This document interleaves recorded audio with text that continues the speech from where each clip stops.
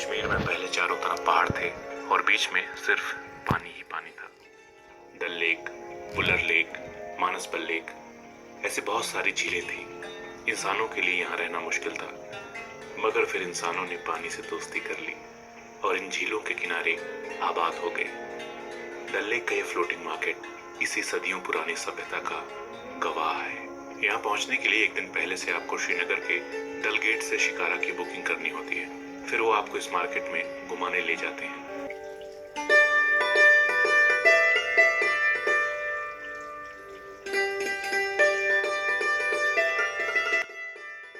तो हम चल पड़े पानी के बीच से किश्ती के सहारे फ्लोटिंग मार्केट देखने।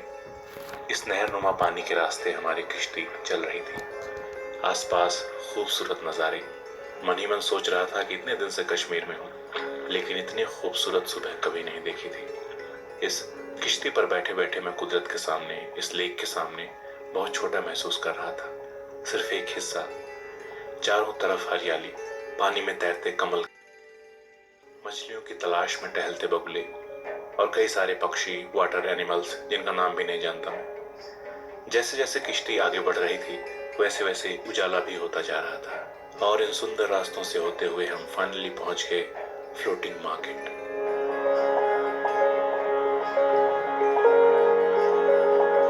चारों तरफ रौनक थी।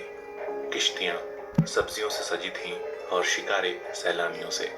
आपको जानकर हैरानी होगी कि अपने देश के कुछ एक जगहों में से एक बाजार भी है जहां सामान के बदले सामान लिया दिया जाता है। इसे बार्टर सिस्टम कहते हैं। आजकल इस टर्म का इस्तेमाल इंस्टाग्राम इन्फ्लुएंसर्स बहुत करते हैं। इसमें किसी कंपनी से कुछ सामान लेकर उसका प्रचार करते हैं वो लोग। खैर, घूमते हुए यहाँ हमारी मुलाकात हुई मुश्ताक कहवा से। उन्होंने हमें शानदार कहवा तो पिलाया ही, साथ में कहवा के मजेदार इंग्रेडिएंट्स भी बताए। I am selling Kashmiri saffron kahwa, 16 varieties mix. Almond, walnut, cashew nut, honey, saffron, cardamom, cinnamon, ginger, chai patti, shangram, kazaban, Pakistan, mulati, rose leaves, mugs, dates, and Hindustan, Pakistan. Also mix. Hindustan, Pakistan और बीच में कश्मीर।